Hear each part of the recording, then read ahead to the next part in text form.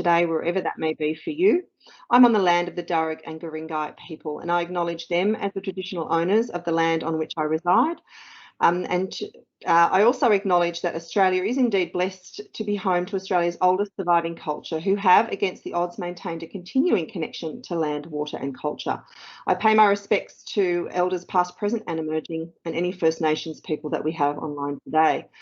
Well, what an unpredictable 2 years we've had. We've all weathered storms of one kind or another. Some businesses didn't make it. Some businesses were more resilient than they probably thought, and some businesses thrived. But just about every business, I think, was taken completely by surprise. And if one thing was certain, it was uncertainty, and it isn't over yet. So what's our new normal that we keep hearing about? What does it look like, and what does it mean for your business? One of the most difficult things we've all had to deal with over the past 2 years is this absolute tsunami of information that has just been coming at us, no matter what your occupation or industry.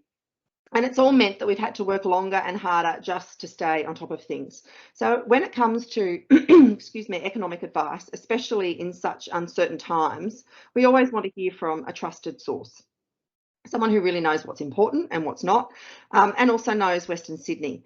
And whilst he doesn't have a crystal ball, he does have more than 4 decades of experience to help us chart a little bit of a course into the unknown of 2020 and beyond. It's my pleasure to introduce this morning Craig James. In his current role as Chief Economist at CommBank, Craig interprets big picture economic and financial trends. As well as providing presentations and commentaries on financial and economic trends, Craig appears regularly in the media. I'm sure you've all seen Craig in some place or another. Craig has worked in banking, finance and journalism for about 40 years and holds both a bachelor and master's degree in commerce economics. Craig is also an adjunct professor at Curtin Business School in Perth. Craig will be making approximately a 30-minute presentation followed by a Q&A at the end. If you have questions during the presentation, please enter them via the Q&A facility located on your screen, and we'll get to those at the conclusion of the presentation. So without further ado, please let me hand you over to Craig James. Over to you, Craig. Thank you, Amanda. It's good to be with you all here today. Thank you for spending your time with us to be able to go through some of the nuances of the economy. Now, the first thing I need to do probably sort of is click on this presentation. We're always a little bit sort of concerned about how it works. So I believe that I've got so the presentation up on the screen. If hopefully you can all see it. If you can't see it, sort of let us know. But certainly let me know if you can't see it. Sort of. But we've got plenty of technical wizards sitting in the back, sort of making sure that so this is all good. You can see sort of we've got the scary sort of COVID on the front page. It was interesting, sort of 3 or 4 years ago. You go back and if you wanted to be seen as an expert on the economy, you just had to answer any economic question with China, and you couldn't go too far wrong. Now in the current environment, sort of the situation is, if you want to be an expert on the economy, anybody asks you a question, so you just answer COVID and you can't go too far wrong. So hopefully, sort of that will change over 2022.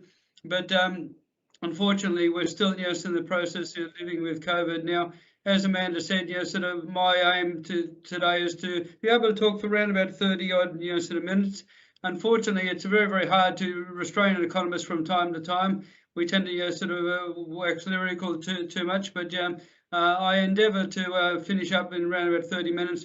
That should give us around about 20 minutes, perhaps even 25 minutes for questions, and then we'll be wrapping up closer to midday. So certainly sit back. Hopefully you've got something nice to eat or drink, sort of a cup of tea, whatever it happens to be, and we'll go through the presentation. Now, the first thing that I need to do is to be able to get this working. Aha, magic second slide. This is probably the most important slide of the entire presentation. This is the disclaimer slide. So if you're from a legal or compliance background, this is your slide. This basically said, I don't know your own personal circumstances.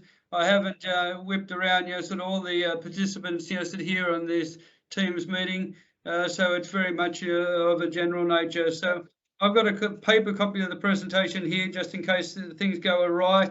It's nice to have backups in this sort of environment. And now we'll get into it. It is all about COVID-19, and it still remains the case. If you set your minds back to 2020, certainly the first thing that we did, when COVID came around, is we knew it was going to be a pandemic. We knew it was going to be something that would affect the globe. And one of the first things that we did was lock down, and that's what countries right the way across the globe did. Now every country had a different sort of approach. But here in Australia, we're actually quite successful in terms of suppressing the virus in the early stages. And the end of 2020 into 2021, things were looking okay for Australia. Then came across the Delta strain, and so that was the game changer. The fact that it could be picked up so quickly was very, very significant for us here in Australia, and we saw certainly significant lockdowns in places like Victoria, but then spreading to places like New South Wales. And of course, we've only been a few weeks really out of lockdowns in New South Wales, ACT and Victoria, and we're seeing an easing of restrictions in other parts of Australia at the moment, notably South Australia and also in terms of Queensland. So now it's all about the vaccination, making sure that people are double jabbed. Of course, if you go across the death statistics, which may not be a cheery subject, but you go across the death certificates that come out of COVID, and it remains very, very much the case that if you've had the double jabs, you've got significant prospect of just getting through this with only mild discomfort. But indeed, the onus is on each of us, not just to get the double jab, but when we come up to I think it's 5 months after the last jab, then we qualify for the booster shot. So certainly this virus hasn't gone away. It's still very, very much alive. That's very important at the moment when we think about financial markets, because what we've had over the last couple of days is concern about a lockdown in Austria. That basically has seen the markets, financial markets around the world reacting, because new countries like Austria and even potentially Germany are looking at lockdowns again. And of course, if you restrict travel, that affects the travel of the tourism operators, it affects demand for oil, affects the energy sector. So it is something to watch out for very, very carefully in terms of the current environment. We're moving into the winter period in the Northern Hemisphere, and that could be quite significant in terms of case numbers and new restrictions. So certainly while we're looking a whole lot better here in New South Wales, the situation can change quite quickly. And that's why the stimulus has got to remain. The Reserve Bank, the governments, whether it's federal government, state government, territory governments, need to make sure that the stimulus is there and that they stand ready to provide help for businesses as well as individuals going through. The good news is that we are seeing a lot of activity across Australia. In some respects, we're seeing too much activity. That's forcing up borrowing costs and in terms of fixed loan interest rates, and it's also causing a degree of inflation happening in the housing sector at the moment. But in terms of activity levels, that building boom is going to be very, very important for a whole range of local economies around New South Wales, particularly in terms of Western Sydney. Now, some of the things to focus on, we've had a spike in terms of inflation, and I'll talk about that as we go through today's discussion. And we've also got an issue in terms of the job market and where growth is going to come from in terms of our economy right the way across the globe. I thought I'd start off with the first slide with the population levels around Sydney, so we can get an idea of what the pecking order is. A lot of the areas like Parramatta and the southwest have seen significant growth of population over time. And that growth of population has been one of the, and certainly the higher density has been one of the incidents that caused significant lockdowns in the western part of Sydney. The fact that people were living a lot closer together, and we had a highly virulent virus in the terms of Delta, was a bad concoction in terms of many parts of Sydney, as I say, in terms of Western Sydney. But we are coming out the other side now, and provided we keep those vax rates up and continue to get a booster shot, then so the outlook looks reasonably positive. Where do we go from here in terms of the economy? Those of you who are economic nuts and so like your economic data, the expectation is on Wednesday week, so tomorrow week we'll get the economic growth figures, and the expectation is the economy probably went backwards in the September quarter by 4.3%. We are looking for for a rebound in terms of activity in the December quarter, so that's October, November and December. We're going to see a rebound in growth of around about 4%, and then we do expect good growth to continue to occur over 2022 and into 2023. So you can see we were going along quite nicely for a long period of time. This virus has had a very significant impact. You see sort of the W that's being formed, and in terms of what's happened to the economy, and also in terms of the expectation. But the positive point is the stimulus has worked, super low interest rates, and the government's support, sort of has worked to support businesses, has supported individuals, and has prevented unemployment rates going through the roof. Now, of course, the real challenge for a lot of businesses is to be able to find the staff that you need to be able to go forward.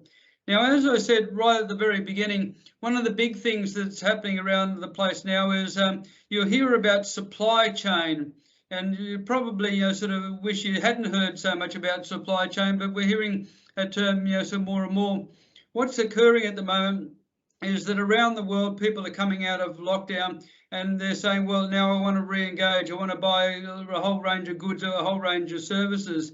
But of course, because we've been locked down, production of things, whether it's cars, whether it's boats, whether it's electrical sort of appliances, certainly they've been in short supply because the people haven't been at their workplaces to be able to produce those goods. So what we're seeing is strong demand at the moment, not enough supply of goods, and that's why prices have moved up. We're seeing that in terms of Australia, where you can see that the underlying rate of inflation has moved up to 2.1, nearly 2.2%. So we have seen inflation sort of rising significantly.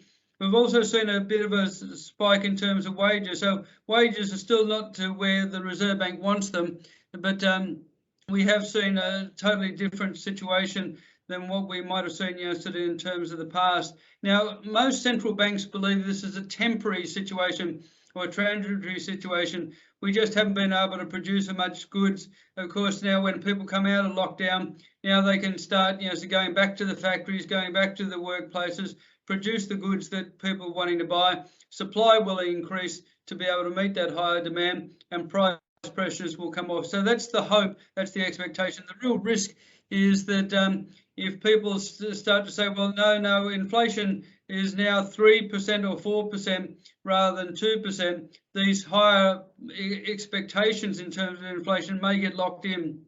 So that's something we've got to watch out for in terms of inflation. But central banks are working on the fact that it's not the time to be jacking up interest rates significantly. We have to take a degree of restraint because we don't want to start chasing shadows if the supply is going to end up picking up to the level of higher demand, and price pressures are going to ease on their own footing. But we have moved into a new phase of the cycle.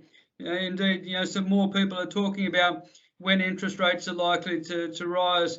So here's a bit of a ready reckoner about sort of interest rates and what the Reserve Bank is looking at. The jobless rate sitting at 5.2% at the moment, where the Reserve Bank wants that is down to 4%. So that's its estimate of full employment, getting down to a level of 4%. 2.1% in terms of inflation. The Reserve Bank wants to see inflation sustainably between 2 and 3%. We're only just got back into the target band, the 2 to 3% target band, so we're still not there yet. And wages, 2.2% growth in terms of wages.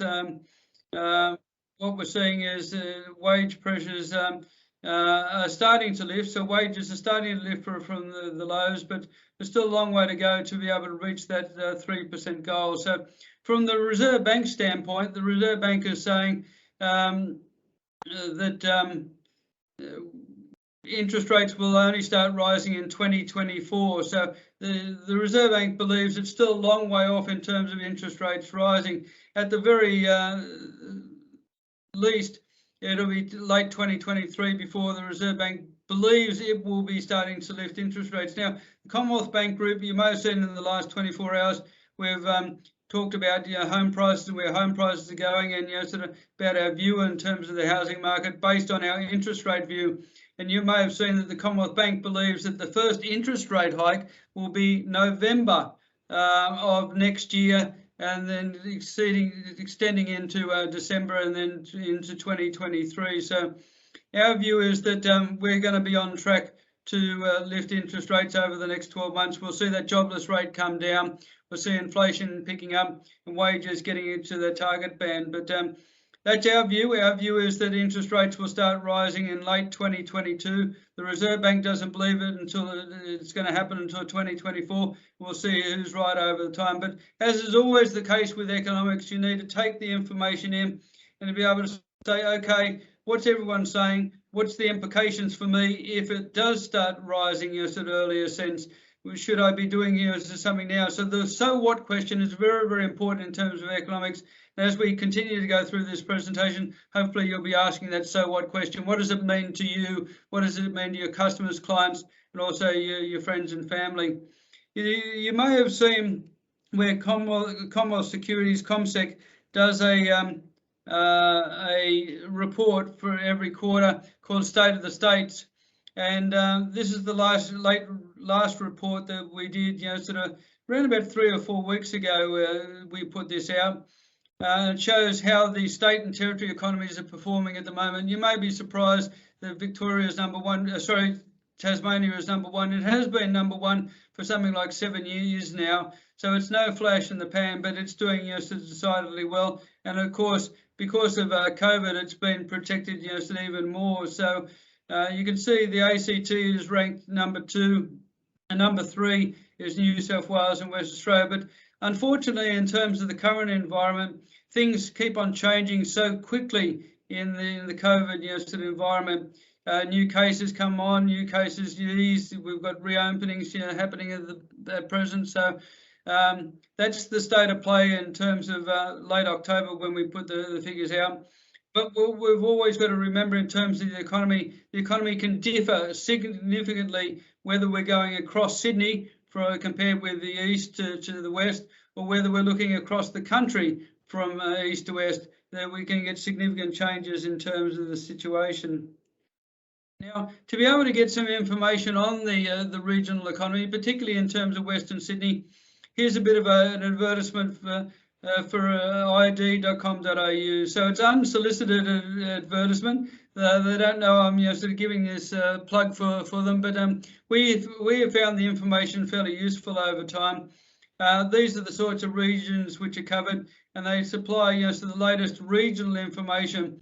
Whether it's, as I say, sort of Camden, sort of Canterbury, Bankstown, you've got up-to-date information. So there are resources available. We go to your local council website as well. You'll find a lot of economic resources. In the current environment, particularly, you've got to use all the information at your disposal to make sure that you're protected from the ravages of COVID that are happening across the globe. But you're also embracing the opportunities that come out, sort of as well. Now let's have a look at the latest numbers in terms of jobs, and what we're comparing is the latest figures that came through for the month of October, and comparing it to before the COVID sort of really took hold back in February 2020. And you can see the big impact in terms of places like Parramatta, Southwest, and the inner Southwest. Now, if you've read the Sydney Morning Herald over the past day or so, you probably would have seen some reference to the fact that the lockdowns were much more significant in Western Sydney, particularly in places like the inner Southwest and Parramatta, and they were the ones that got really hard hit in terms of jobs. You can see how many jobs were lost. Quite amazing in the inner Southwest, over 50,000 jobs less in October this year compared with February of last year, a fall of 16.5%. Now, a lot of this is due to the fact that the way that the statistics are published, Unfortunately, if you haven't been able to get into your workplace and work the required number of hours, then you're basically regarded as not being employed. You may not be unemployed, but you're not being employed in terms of the strict definition. So this is the way so the figures sort of worked. You can see that there's only been a couple of modest cases of gains over that period of time. Now, it's nice to be able to see this is the latest information, but a lot has changed over the last 3 or 4 weeks, hasn't it? We've come out of lockdown, people are re-engaging, and the greatest complaint here from business at the moment is they can't get enough staff. Given so these sorts of figures, you would have thought so there was plenty of people that are lining up to be able to go into business or to be employed by businesses in the Western Sydney area or more generally across Sydney. But the case is, as I said, a lot of these numbers sort of reflect a more statistical thing rather than anything else. The fact that people were in lockdown at home, they weren't registered as employed or unemployed. They were just waiting for the lockdowns to end so they could then re-engage with the marketplace, with the workplace. And then indeed over the last couple of weeks, that's what we've seen. So the big factor is now for businesses being able to get sort of enough people to be able to work for you. The good news for a number of businesses that you still can't find the skilled staff, despite the fact that there's job seekers out there. The borders are starting to reopen. So Scott Morrison sort of indicated that yesterday. From the 1st of December, we are going to see a lot more people coming into the country in the look for jobs. So if you're unemployed at the moment or you're looking for work, make sure you secure that employment pretty quickly, because there's going to be a lot of competition coming through for over December and January as migrants come back into the country coming from overseas. It may have some pressure in terms of wages as well. Supply and demand determining prices, one of the only things that work in economics. And what we do know at the moment is there's a lot of demand for staff, not enough supply of the skilled staff that businesses want. And what we're seeing is that wages are starting to rise. Sign-on bonuses or sign-on fees are not uncommon, sort of in a whole range of different professions, whether it's construction, whether it's legal, whether it's even hospitality. It's a case of getting the right number of people coming through. So we do think that the job market will continue to improve over time, and we will be getting down those unemployment rates closer to full employment of 4% over the next 12 months or so. Now, everyone's favourite dinner party conversation, housing prices. Again, this just shows you that the information is readily available in terms of looking at regional home prices. I think that's the thing that's improved significantly over the last couple of years, that people more generally, rather than just accountants or economists, have got much more access to information about what's happening in terms of the economy. Now, if you look at over the last 12 months, you see places like so the southwest, Parramatta, had good gains in terms of home prices, but not to the level of some of the other parts of Sydney that perhaps have been less affected by COVID. Look at the Central Coast, where you've had a near 34% increase in terms of home prices over the last 12 months. That's pretty impressive. Northern Beaches got over that COVID shock earlier on in this year, 39% gain. And we're seeing double-digit gains right the way across the board. Our expectation is enjoy this while you can, in terms of if you're paying off a mortgage or you own your home outright, because home prices are not going to continue to rise to this rate forever. If it's our view that we will see, as I mentioned, November or December of next year, what we're likely to see is interest rates start to rise, and then we'll start to see the softening in the housing market in a real way. So across Sydney at the moment, we're expecting this year 27% gain in terms of home prices.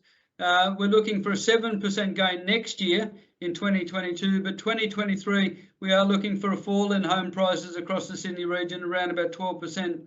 Now, remember, these are just forecasts, but this is the view that we've got at the Commonwealth Bank Group. And we put it out there and say, look, this is our expectation. If you believe our expectation, this may help you in terms of your selling or sort of buying decisions when it comes to property.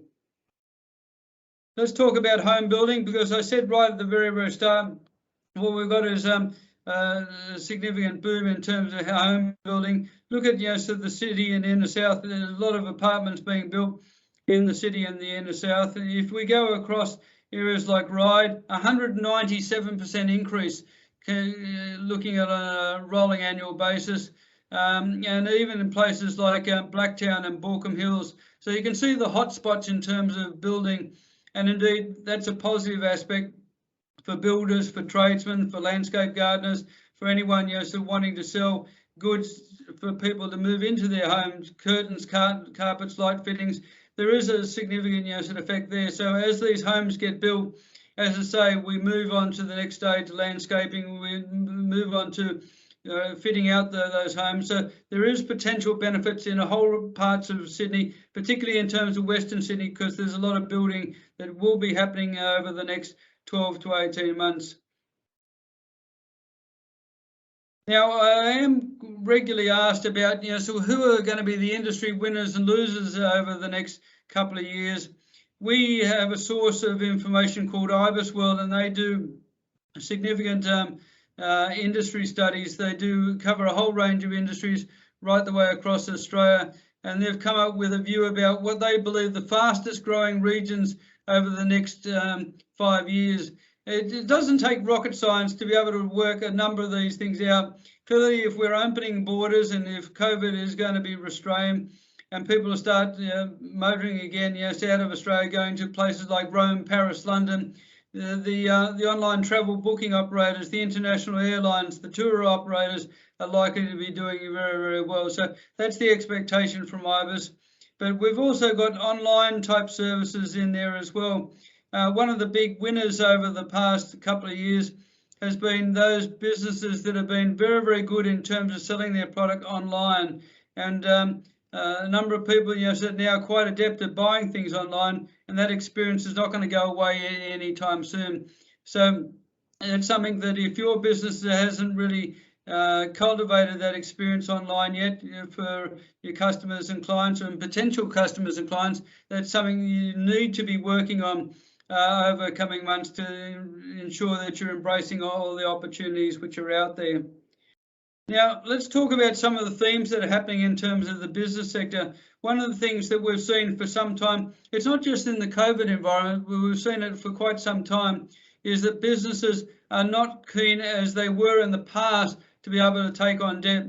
So what we've got as a chart here shows loans as a share of financial assets. And you can see we've never seen really anything like this, where the share of loans compared with the assets that financial assets that businesses have got have never been at lower levels. So this is something important to focus upon for anyone in terms of financiers, banks and the like, the ability to be able to get people to take on debt. Sustainability and climate change more generally, they're not themes that are flash in the pan. They're going to be here one moment, out the next. They're going to be with us for quite some time. So certainly, if you're a listed business, indeed, investors want to know what you are doing in terms of the sustainability of your own business and the sustainability of the society, how you're contributing to there in terms of your own operations. Agile is a term that's been thrown around the place over the last couple of years, particularly due to COVID, because the quicker that people have acted and responded to this virus, the quicker have been their ability to be able to take advantage of the opportunities that are out there. So Agile continues to remain a very key consideration or issue or focus point for businesses going forward. I mentioned supply chains already. Clearly, if you've only got one source of supply, then and that source of supply dries up or forces prices up significantly, you are very, very much exposed. And that's one of the challenges for businesses going forward, to make sure that you have got a good diversified supply chain. You need to put a lot of work into that to make sure that you're not, sort of at the mercy of one particular employer, whether it's looking upward on the supply chain or downward, even in terms of looking at transport and distribution. Online presence, I've mentioned. Goods or services. In the past, you might remember companies like so Microsoft would sell you sort of the floppy disks of things like their Office suite, so you get Word and you get Excel and the like. Now, of course, they've gone to a service model where you pay basically every year for Office 365. This isn't just Microsoft doing that. We've got businesses across the globe that are saying, look, rather than sort of supplying goods, and it may just be a one-time purchase, we want to supply a service to you over time. So think about your own business and ways that could be constructed, so you could take advantage of getting a flow chain of funds back to you, rather than just relying on one-off purchases. What we're going to see going forward is new attitudes to travel. Indeed, we're doing this presentation. We're out of lockdown, but we're still doing this presentation online. Why? Because you're getting the information and it's very, very convenient for you to be able to get it this way. So we are going to continue to see these sorts of things. And I think one of the other things that is in focus is tasks, not workers. It's very, very important, so that businesses see their operation as not relying on a certain number of workers to be able to do the work, but what sort of tasks need to be filled and how people can work collaboratively either in the firm or with other firms to be able to achieve the task, and therefore you're going to be able to get greater efficiency. So these are some of the themes that a business sense to be able to talk about. Now let's talk about some of the consumer themes. I'm getting close to the end of the presentation. We've probably got about 3 slides to go, and then we'll open the time for question and answers. One of the big changes that we're seeing over the COVID period is people, sort of been locked down. They've looked internally at their homes and saying, I haven't got enough room, I haven't got enough space for everyone to be here at home and to be able to work and have leisure efficiently. So we've seen a number of renovations happening. We've seen a number of people moving properties, but freestanding houses have certainly taken on sort of much more demand than what we've seen in the past compared with apartments. It wasn't that long ago where getting an apartment close to the city has been sort of nirvana. That's been the goal involved. Now we've got people which are working from Byron Bay or from Coffs Harbour, and they're got themselves sort of nice premises up there. Perhaps they're working from the beach most of the time, but it's a different sort of setup now, when people could recognise the fact that they don't have to be a 9 to 5 setup. They don't have to endure peak hour traffic as much as what they did. They can, so they've got different sorts of options, and technology has allowed those options. Things like this Teams meeting has allowed those options, where it doesn't matter where you are across the Sydney. Provides benefits, and that does provide benefits for Western Sydney, because clearly Western Sydney is very much hamstrung over time with things like transportation links. You haven't got to be constantly in the office. You can work very, very efficiently, and that's seeing sort of greater demand for properties outside of Sydney in places like the west, south, and also for the northern beaches.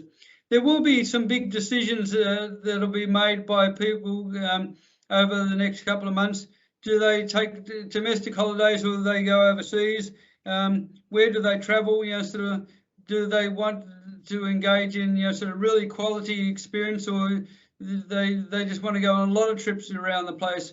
So this has an importance for a lot of tour and travel operators, that we will see a polarization. I think we'll see a lot of the young people wanting to get overseas, live for now experience, really so getting as much quality as they can out of the environment, where people in their 40s, 50s, 60s may decide, well, they still want to go overseas, but so they'll take it more locally. So we've got to be prepared that there will be different response functions from individuals with the reopening up of the country. Ramping up of online purchases, certainly what we're seeing over time. and that we, as I say, we will continue to see over time, because it's convenient for people. Nowadays, you haven't got to do the shop at Woolworths and lug all the goods home. You get online, you pick out what the goods are, they get delivered to your door, and the hard part is putting them away into the refrigerator and the cupboards when you get to your premises. Just like businesses, low debt is an important thing. This feeling, sort of in terms of Australians, that we buy for now and sort of rack it all up on debt. That used to be the experience over time. More businesses, more consumers are wanting to live in a low debt world, and indeed, so that has consequences, as I say, for a number of financial sort of providers. Flexible attitudes to work and green living. Certainly, as I mentioned, over time, we can afford to work in a different sort of way than we've done in the past. And indeed, that provides some great opportunities for us. It provides great opportunities for small businesses, perhaps cafes and restaurants in Western Sydney as well, because people may find themselves staying more in terms of their local area rather than going to the city. And that provides some really substantial benefits to hospitality, some more generally in the new age environment. Some of the things to watch out for. I'm not going to go through this slide, but certainly if you want a copy of the presentation today, see any of the organisers, send an email through. If you want a copy of the slides and this detail that I'm providing to you now in terms of committed projects across Western Sydney, and those projects are under consideration. What this is showing in simple terms is there is a lot of work that is going to be happening over the coming years across Sydney, and particularly in terms of Western Sydney.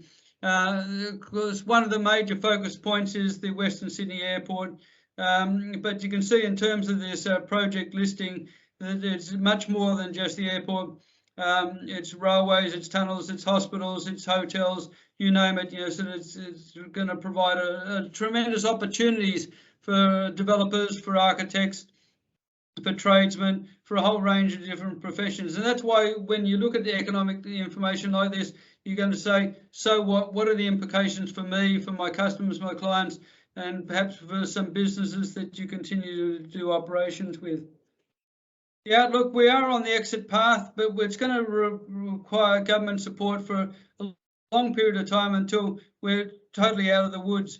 Our view is that rates will start rising in the end of 2022, but there will be different economists with different sorts of views, and you just need to be able to go across the current information to be able to work out what you believe is going to be the influence, what you believe is going to be the situation when you assess the same sort of data and information that we're all assessing at the moment.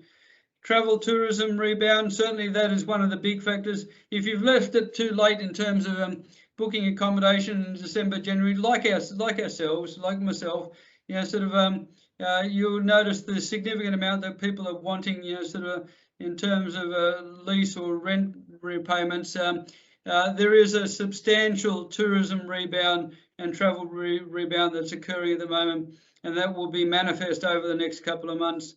We've had a number of the themes that I mentioned in terms of businesses and consumers, but will some of these themes, COVID themes, unwind? Will they go back to the way that they started?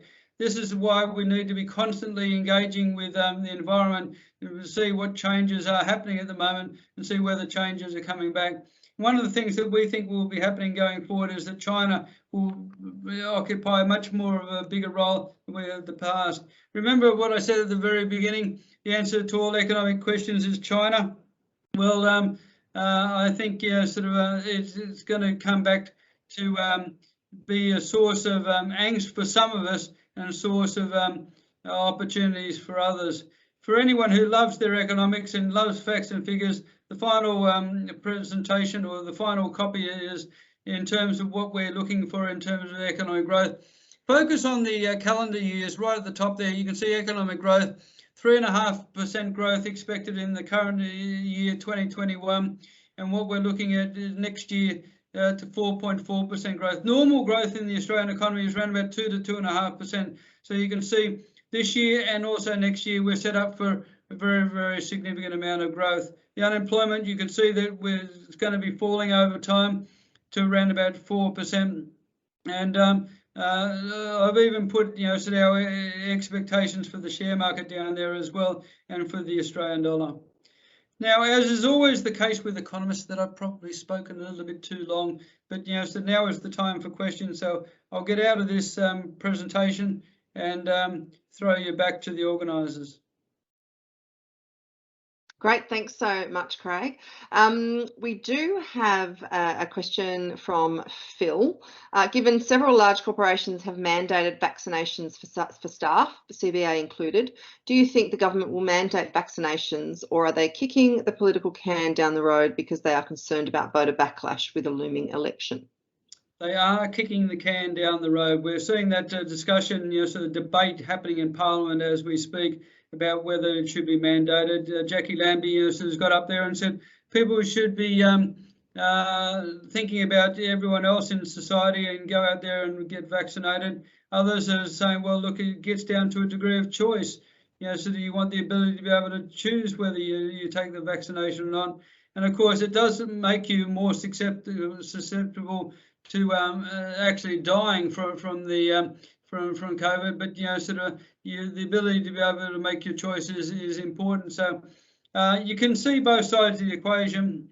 I have my own personal views, which I'm not going to share with everyone else, but we are seeing that debate at the moment, and indeed, we've seen a number of organisations believe that what is the right approach for them. It's a question or a discussion that we've really never had to really think too much about when it comes to things like the flu vaccine. People have just decided to take that on their own back, and that hasn't had the same degree of angst. But COVID's a different situation, and we are going to see a lot more debate over this over time. We're seeing individuals, we're seeing businesses that are responding in different sorts of ways, but it is something which the politicians, it makes it very, very hard for them to mandate, because there are so many different industries. How do you mandate it for a small business in Western Sydney compared with a big financial provider, like Commonwealth Bank, that may have a lot of city workers? How does that actually work? How does it work in a hospital sense?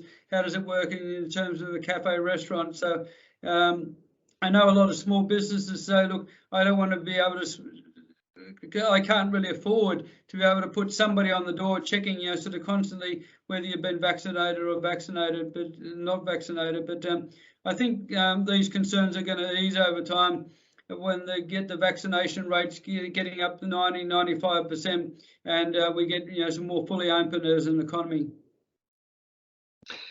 Yeah, I was shopping on the weekend, and when you went to the smaller shops, you had the poor sort of the shop staff sort of serving customers, checking vaccinations, trying to do everything at once. When you went to the larger department stores like the Zara's and whatnot, they had a dedicated person at the front. Like, it really really brought home how difficult it is for those smaller businesses to manage that. Well, the shopping centres, we went into Top Ryde and to Macquarie, you go in the front door and go in one of the exit, sort of doors. You haven't got somebody waiting there, to check you on. So if you're unvaccinated, you can go and do your shopping. You can at least go into the shopping centres and move around the place, and no one's ever going to challenge you. So it's even hard for the bigger shopping centres to be able to get people, manning on each door, checking people coming through.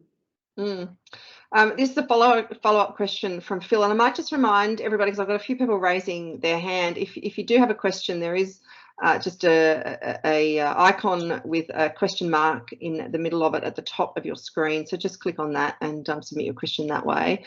So a follow-up question from Phil: from an economical point of view, should the government mandate? I don't think there's any significance, from an economics, point of view, and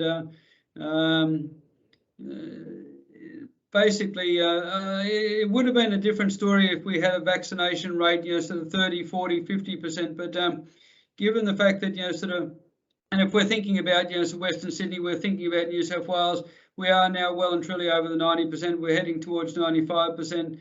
From an economic point of view, the fact of having restrictions on one person compared with another, being able to check people come through, as I say, I mean, in the next couple of months, we are going to see probably those requirements pulling down. You won't see the QR codes. You won't see the people at the door checking for it. It may resolve itself, going forward. But there's nothing in terms of an economic standpoint which suggests that one course of action is more preferable than the other.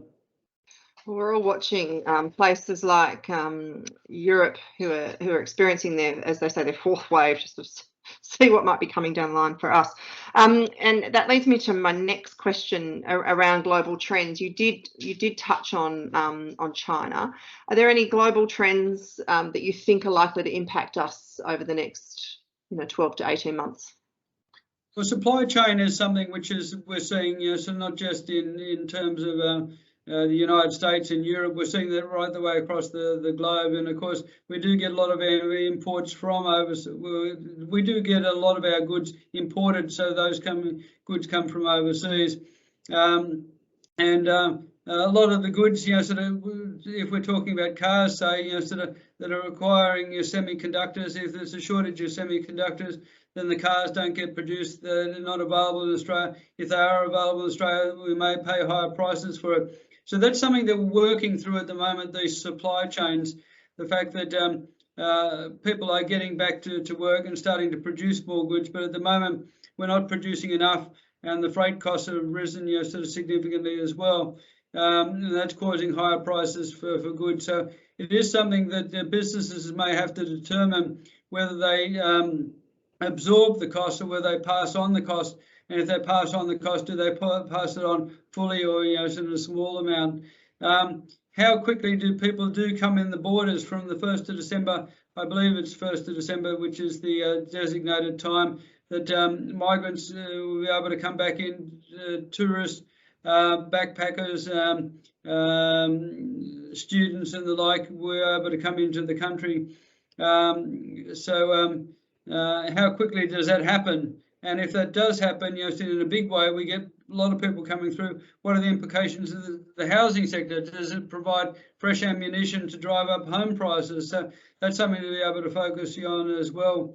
Things like climate change and the impact on individual businesses, that's not going away. It's something that we need to take into consideration.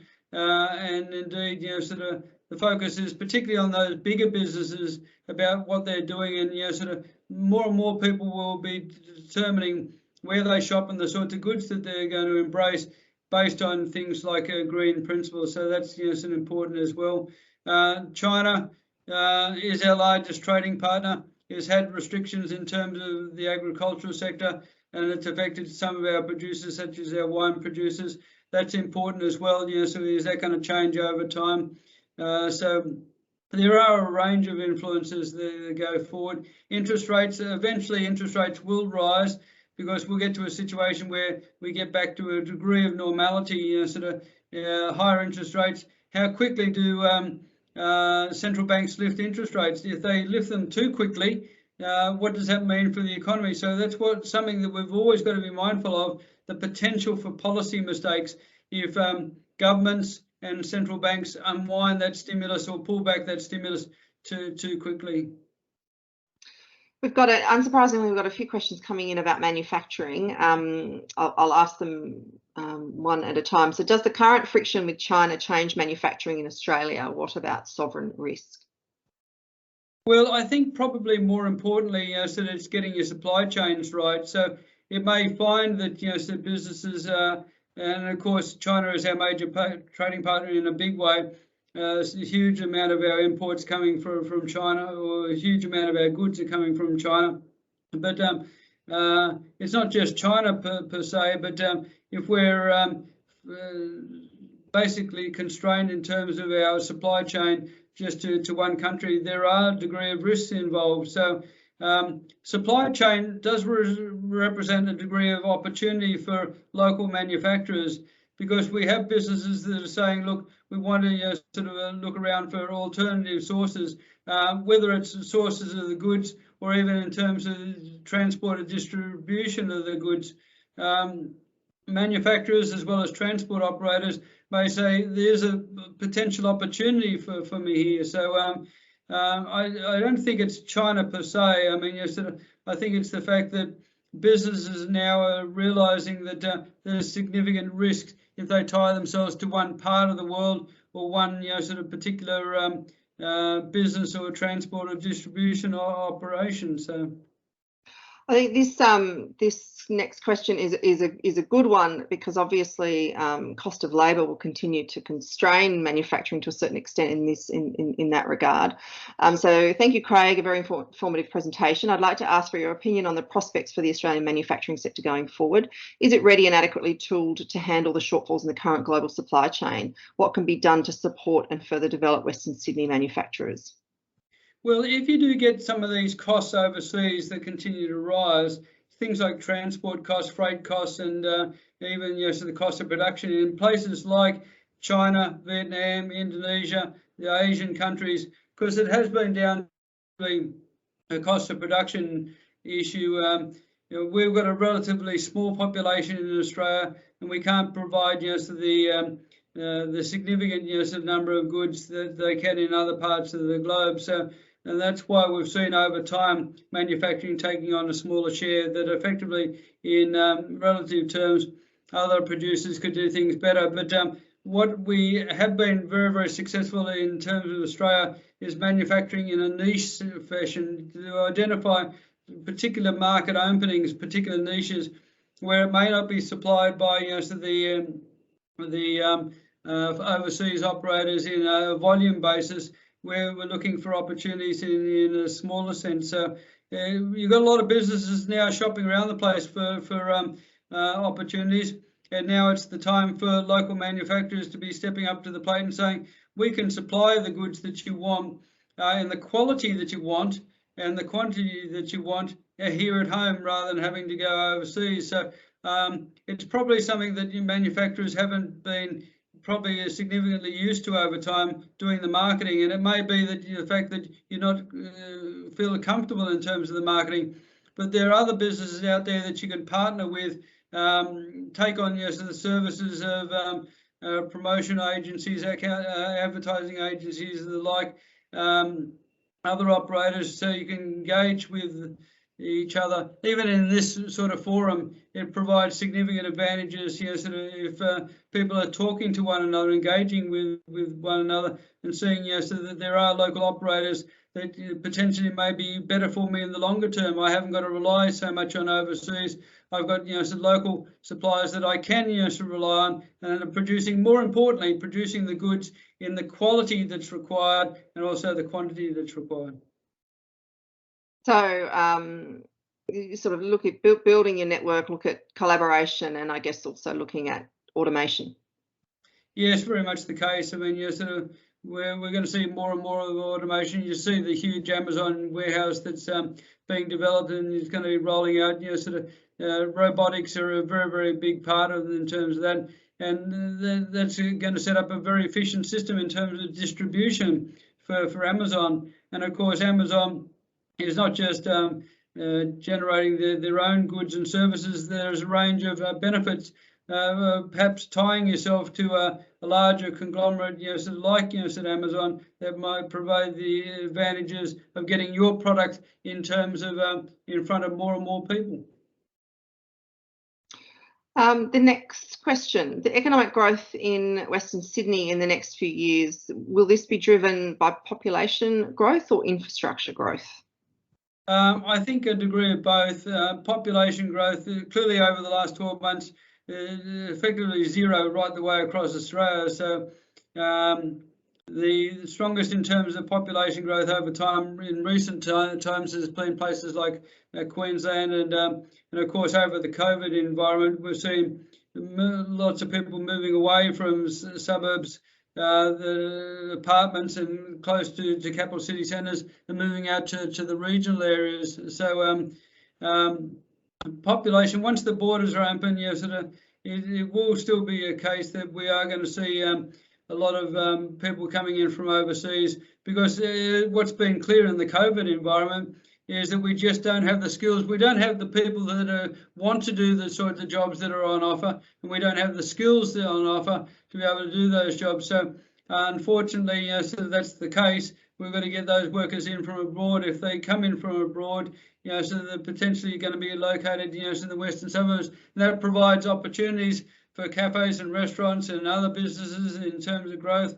It provides opportunities in terms of property developers and builders and the like as well. So infrastructure is going to improve the ability of people in the Western Sydney to be able to commute and get around the place, not just in the west, but getting over to the east and getting into the capital city. So we are going to see a substantial improvement, over time, with things like, the metro, continued improvement in terms of the road links.